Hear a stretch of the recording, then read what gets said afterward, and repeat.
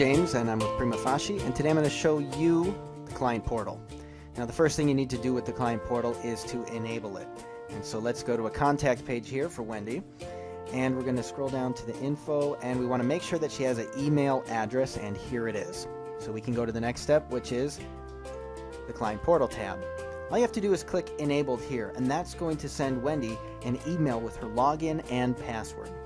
So she'll have her credentials and the link, and she can log right into the client portal. Now, a couple important things.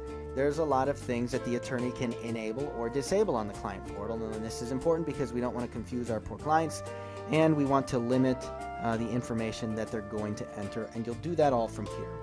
So you can take time later and read those. We also have the enable all or disable all button. I'll show you how this works on the inside. Alright, so the next thing we need to do is go take a look at the client portal, and here it is. When Wendy logs in, she's going to see this. This welcomes her, and at the very top you're going to see there's these menus.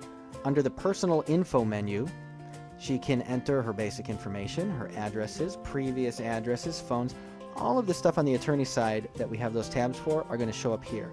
Again, these are things that you can turn on or off depending on the case that you're working on and whether it's relevant to her case or not.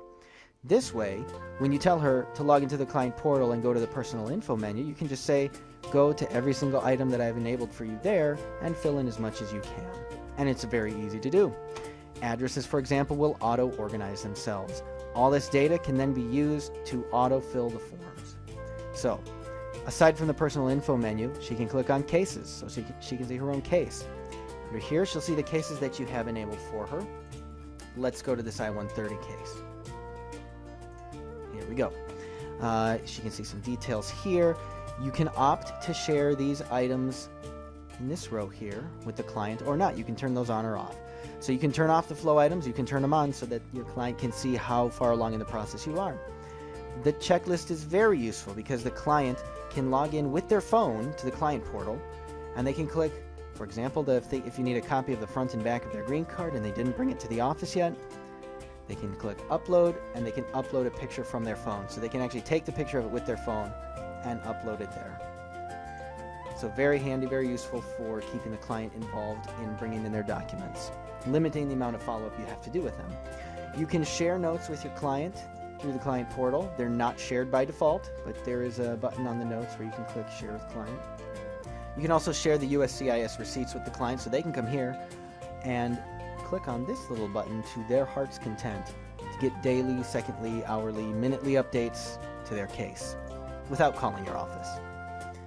We also have documents tab here, so this shows the documents that they've uploaded. If there's any that the attorney has sent to them, those will show up here as well.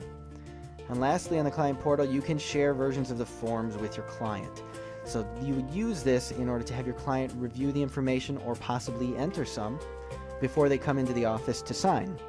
This will make their time in the office shorter. It economizes the attorney's time, the paralegal's time, so they can manage other cases. You can choose to enable all fields or disable all fields, or pick and choose the fields you want to enable so that the client, for example, can't change the attorney information, but they could change their phone number or something like that if that were to change. Once they finish reviewing that, they can mark that as complete. The attorney gets a message, and the world moves forward. That is our client portal. The other thing you can do with our client portal is we have an integration with Talk. That's tawk.to. At talk.to, you can create your own free account in order to get a chat box on your website. It's 100% free. Easy to do. We have instructions on the help site of how to do it. Essentially, you'll log in. You find under your administrator panel here. Let's go here. You're going to need to find your site ID under property settings. You copy that site ID, and you're going to paste it under your administrator panel. Go to update social information. The talk.to site ID, you paste it there, you click update, and now when your clients log into your client portal, they have the option of chatting with you or your secretary, one of your assistants, if they have any questions about the forms or about the process as they're going through it. So it's really helpful. It's a free add-on, totally worth doing. And what's really nice is you keep this page open here, and you can monitor the status of who's currently on your client portal. And so you can see here, William E. Bananagrama IV is online. All right, and that's all about our client portal.